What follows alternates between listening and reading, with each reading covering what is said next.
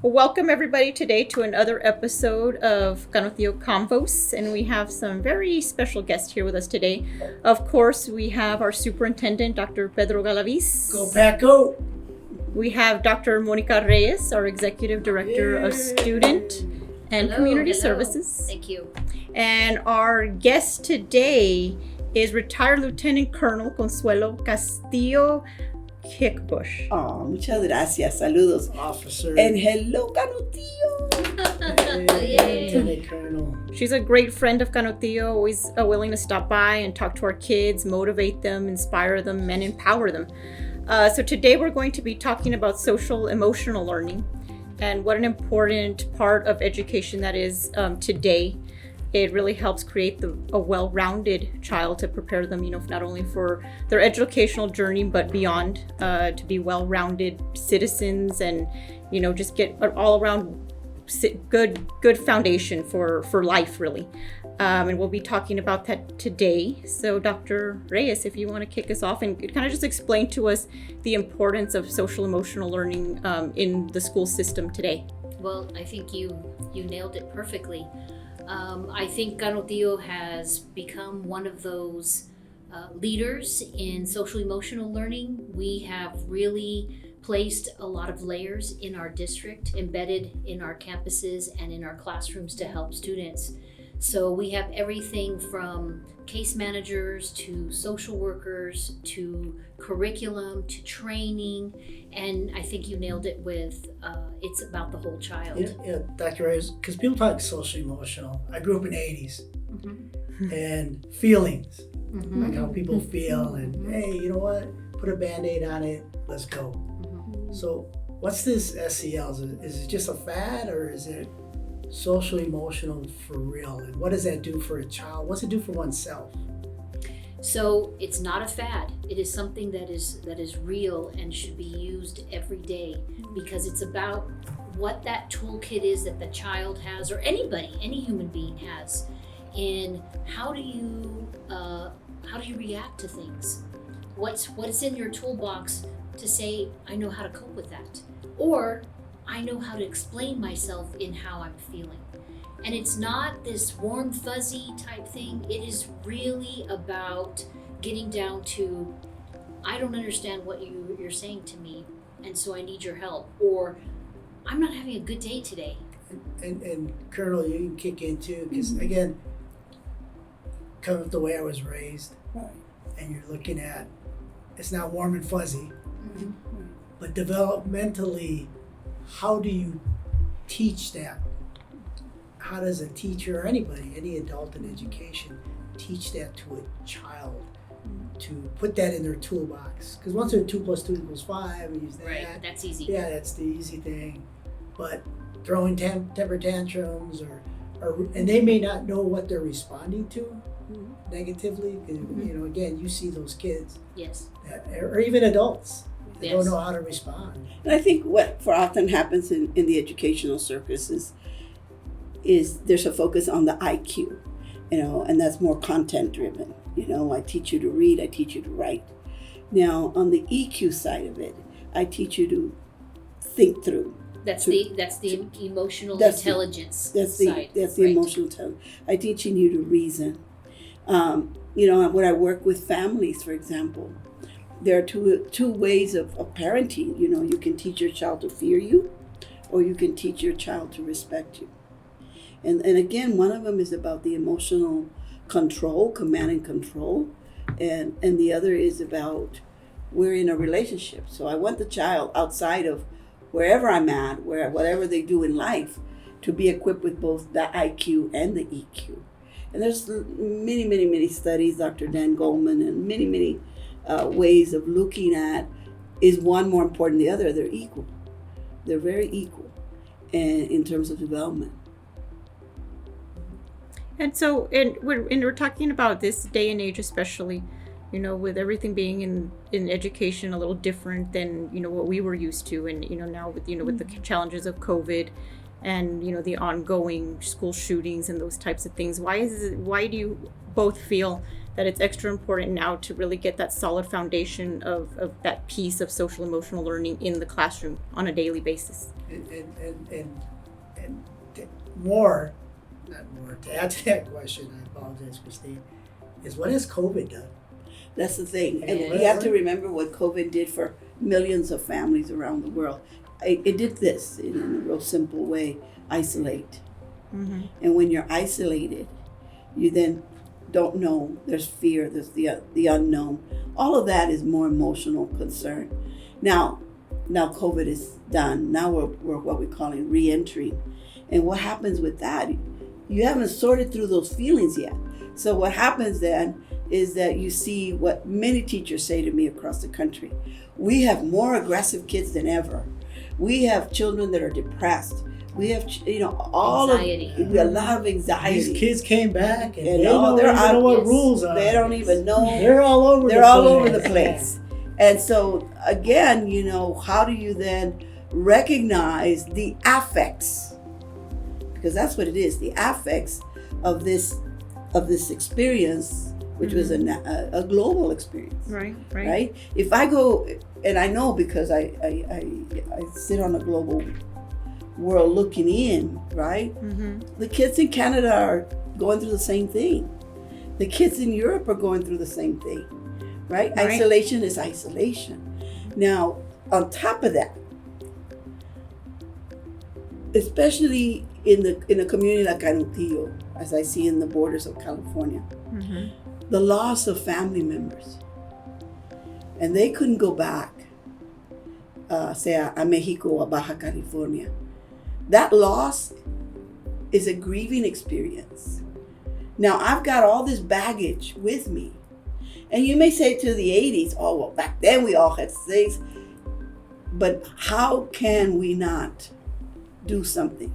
Right. And that something is to teach social emotional learning. Mm-hmm. Mm-hmm. Right? And it starts with asking those questions.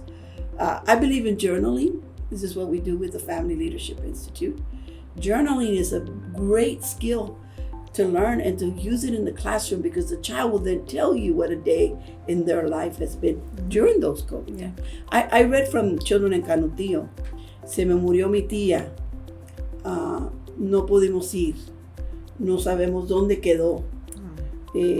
Ella era la persona que me ayudó. There's a real loss for this child. And then not knowing where is she buried? Where was she taken? I could only go to La Línea to say goodbye. These are real experiences that PTSD is, and I can relate as a soldier. They're very similar experiences. So all the more reason for us to look at the development of a healthy child that can't say, even in journaling, I miss my tía. I don't know where she's at, pero se la llevaron. Mm-hmm. And so, how do I legitimately accept it? That's their real feelings. But now I want you to do calculus at the same time, Yeah. right? That curious. I guess not only for kids, but for us. Oh, Correct. Sitting at this table. Isolation happened to us. yes, sir. Very well said. We didn't get to tell our loved ones goodbye. Right. Couldn't go to the hospital when they were sick. Couldn't Yes. go to go into my kids' school, the doctor's office. I mean, what do we do as an organization for the adults that are serving these kids? I don't know what. So I think a good part is one of the things that we at Student Support Services believes this year, because this is the first full-blown year that we've gone face-to-face. We don't have virtual learning as an option. It's about reviving. It's about rebuilding. It's about reconnecting and remembering. Those are the things that we have to do. And the way to do that is, what better way to understand our own personal social emotional issue, situation, by learning about it, training our teachers so that they can go into the classrooms and be able to help students and be able to identify and to tell kids, hey, I'm going through it too. Because that's what that rebuilding and reconnecting is. I have that same, I'm going through that too. Sometimes I have bad days where, you know what, I lost a family member to COVID and I didn't get to say goodbye. I didn't get to close that chapter. And so how do I deal with that? And that's what we need to do, is to let kids know that what they're feeling is real, and what we're doing and what we're going through is just as real. I have a tear I see that. because of it. You're talking about having compassion.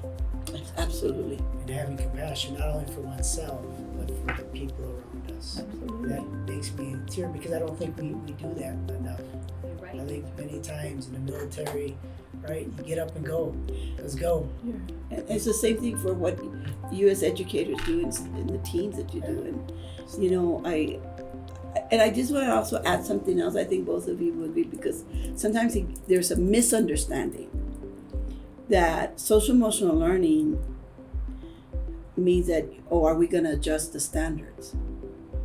The highest standard is still the standard. It's the additional view that you have towards the child. And I would dare say that if you give the child a social emotional learning conversation, then they are now connected to you and they're going to try harder. So what's the, you know, I'm a teacher, I gotta teach calculus, I gotta teach the standards, TEA comes out with this accountability, well, you got A's, you got B's, you got whatever, and A ratings, and but time, right? We're all teachers, we've all been parents or whatever. So what do you explain, how do you put that in a teacher's toolbox? So it's about teachers just practicing it and being in the moment and recognizing it. So it's an easy check-in. Kids can walk in and you can already see on their face, are they having a good day or a bad day, just by their nonverbal and just that visual look. And all it takes is for a teacher, as they're working on their assignments or they're teaching or they're working in groups, whatever their strategy is in the classroom, that they come over and they just put their hand on that student's shoulder and say, "You okay?" It's gonna be okay. Or "It's gonna be okay." Or a thumbs up or a smile. I remember the day, and it hurts me, that I was a principal and I told a child that I noticed they had a haircut. And I said, "I love your haircut. You just got a haircut." And the child just looked at me and said, "Yeah, I did. I said, "I love it. It looks really good on you." What I didn't know is that child was struggling by thinking he was invisible. Wow. And later on in the year, he came to me and he told me, "I had thought about, I'm just an invisible person. And that day that you came to me and you said that you liked my haircut, you liked the way I look," he said, "I was thinking that day that maybe I was just not supposed to be here." It's those little things, right? And you don't even realize the impact that you can make on a child. Our teachers do that. They're with our kids every day. My own children, your children are here in the district. My kids tell me about the conversations that they have with teachers. Do they tell me about the conversation they're having about the Pythagorean theorem? No. Or about, the Civil War? No. They tell me about the conversations they have on a personal basis. Whether it's, you know what, I'm gonna have my baby, my baby's coming, it's a boy, it's my first baby, I'm nervous. Or to, "Oh, you lift weights? You know what?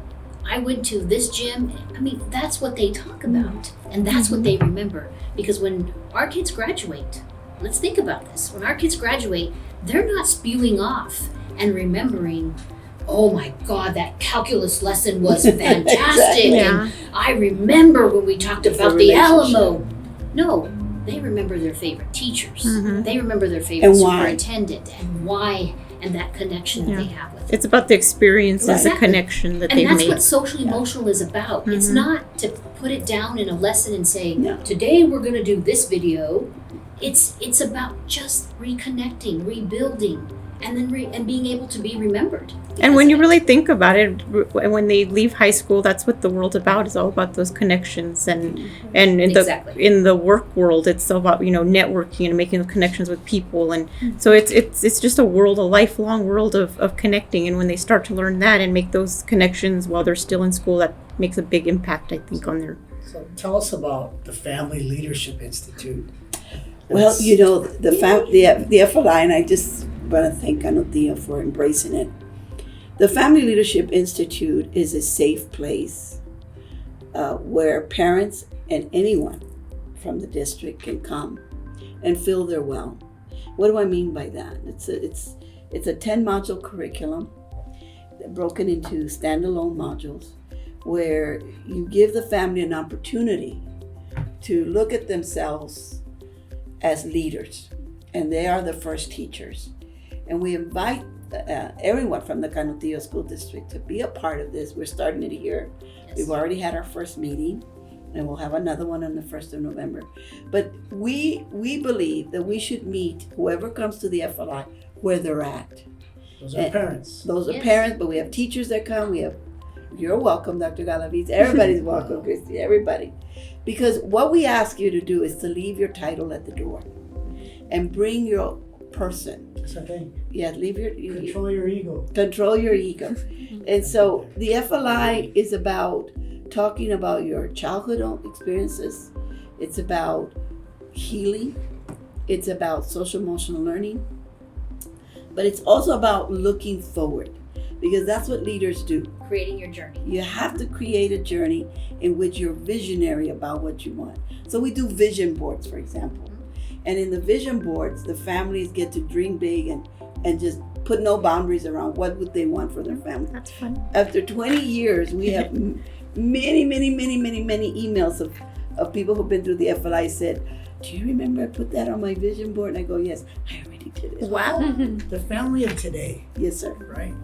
How do you, and I'm thinking my own parents, Pablo, Patricia, Pablo, and Apa, we're going to go do a vision board. Get! Yes. Yeah. It's a beautiful feeling, I mean, because we do have the father just like that. All the time. ¿Qué es eso? Or I remember this one beautiful dad who once came and he said, Señora Consuelo, ahí le traigo mi gallina. And I thought, thinking of him as he grew up, he's the gallo, right? Yeah. And so I remember saying, ay, señor gallo, no se vaya. Que tenemos algo para usted. We have something for you. And he, of course, was fluffing his feathers. He says, bueno, aquí me siento atrás por un rato. But we win them over through these conversations, right, Dr. Absolutely. Through these conversations. If you were there at this last meeting, I don't think there was a dry eye in the room when Mr. Juarez, one of your colleagues, said that it wasn't until he was a grown man that his father, it was always la mano. Yes, it was just a ¿Cómo estás? handshake. brazo. It wasn't until the end, when he was on his deathbed or something like that, he hugged him. Wow, it's hard. Oh, that Mr. Juarez said, tomé la libertad Correct. de decirle a mi padre, lo amo. Because that was the unspoken truth. So what does all that mean when you become verbal? When you become verbal and you express these emotions, what happens is the children are learning from you. That's right. They are. They're watching learning you. from you. And the children are saying, oh, mi papá abrazó a mi mamá. Mm-hmm. Oh, y no era porque se enojó. Mi papá me abrazó a mí. And so I've worked with children that are gangbangers now doing prison time. And 98% of the time when they journal, they'll tell me, the last man I want to see is el jefe. Because he wasn't there when I needed him. Mm-hmm. Now that I'm here, he's out here crying. He's out here saying, quisiera yo estar en tu lugar. So that's too late, jefe. Coming to the FLI, it's about mending hearts.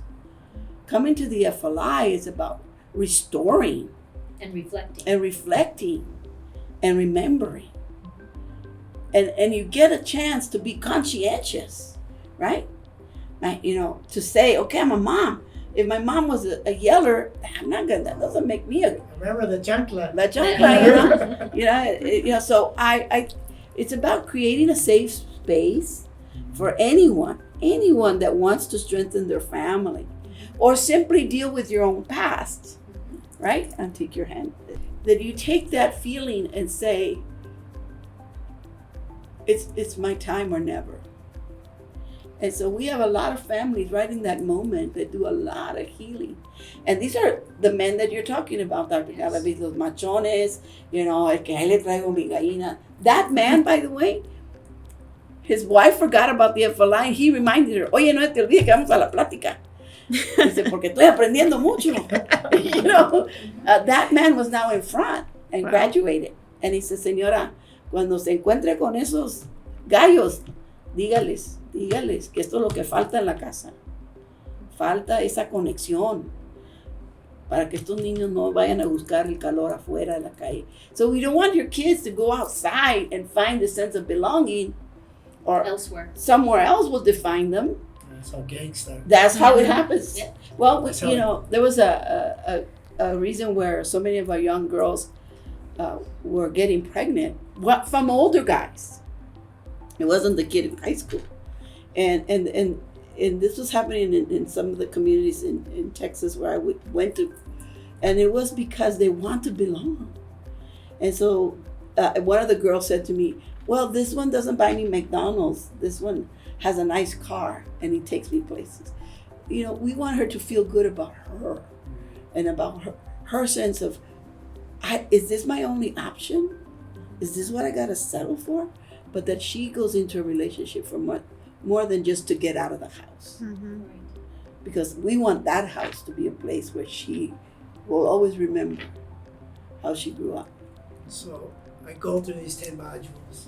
Yes. Right? Module 1, Yes. module 2, 3. Yes. What's the? It sounds like it's an endless amount of modules. Like It's just You 10. but I'm just saying life Oh, yes, Yes. yes. infinity, right? Yes, sir. So how do you continue that? Like the man who graduated, what's next? And so what happens then, you want to build capacity. So what happens then, we have a national summit in Las Vegas, where if you want to eventually pass it on to the next group, you have what we call the facilitator training. Then you come back as an empowered leader of the community, and then you begin to share it with other parents that haven't been there during that initial one. So we're starting your pilot program. Correct. We're Our into your first cohort. second module. Yes, we are. And where will it take place in November? So we have it November 1st, and it will be at Canutillo Middle School. We're alternating between Alderete and Canutillo Middle School. And again, it's open to anyone. We have our parent liaisons who anybody that's interested in participating in Family Leadership Institute can contact their parent liaison and they will get them the information to be there. Dinner is served because we know how busy parents are trying to do everything. We have childcare, so we provide childcare for different levels. All the barriers are removed. Yes, and we feed That's the kids nice. as well. So that way parents can focus on themselves to be able to put that mask on when, in the cabin of the pressure of the cabin in an airplane, just like it, you put the mask on you first before you put it on your kiddos. Same thing here. You need to take care of yourself, reflect and have that time and learn from each other as a group alongside the facilitators, which we do have in our district, and of course, Consuelo Coach. Nobody can. I just love serving. Oh, And I just want to commend you as a district. The research has shown that when you help parents embrace the idea that they are the leaders at home, that all of what we do, and the research tells you, manifests itself in the classroom. It shows up in the school sites. So I commend you because you're investing in the prevention rather than the intervention. So many districts are now in that recovery mode or the intervention mode, but you're doing it as a preventive model. And keep in mind, when a family comes to the FLI, they have children most times in every school level. So you're actually working with the whole family, because they may have a child in elementary, they may have a child in middle school, there may be a child. So now the whole family, as they say, is on that same page. So what about, it just reminds me of being a teacher. Mm-hmm. You get those kids and at parent-teacher conference, and the kids that, that you don't, that are doing well, those parents come in. Right. But those kids that you really need to talk to their parents. I used to go out and do my own home visits, but that was me. But how do we get to those families that, some of our children that their families are not as active in their life as we would want them to be? How do we reach? What I found through my experience is, let's say we have your 15 parents. Correct. What we learn is that those 15 parents are now empowered. So they'll come up to us or doctor y say, ¿sabe qué? Yo sé que mi tía necesita estar aquí porque sus niños de ella están en muchos problemas. But guess what? She can talk to her tía like I can't. And sure enough, in the next module, here comes la tía. That's right. So you don't have to go to module 1. Or two, You can, yeah. No. No, you don't. Okay. No. As she said, they are standalone. So the first one we talked about was being that person at the home where you are the leader of your home. That's right. And through our Consuelo's testimony and her living her journey and beginning to understand what made her who she is, she talked about her mom and dad. You could see in the room that's exactly what these parents were doing. They were reflecting, they were remembering, they were reliving, and then they started to open up. And she's right. At the end of this first session, they were like, I need to tell my sister about this. I need to tell my primo about this. I need to tell my neighbor, because we've been talking about how the kids are doing this and this. And so that word of mouth is going to help. Our next session that we're going to have is about self-identity. What do you know about yourself from the past? What have you been doing in the present? And what do you want to see in the future? What do you want to see your family looking like in the future? What do you want to see your home looking like? So it really just, it works because it's about themselves. And they get to grow and they get to hear from other people and say, oh my gosh, I have that same problem. Or I felt that way. Or, you know what? I'm going to shed the tear too because I'm living that right now. Or did you say compassion, right? Oh, vulnerability. And vulnerability. And so we have Vulnerability. teachers that But it's come. a safe place. It is a safe. We've had principals that go through it with us. And what happens then is that the parents start to see that teacher or that principal in a whole different light. As a Very human different being. light. That they're a human being. Ya no es el maestro. Oh, usted la señora González.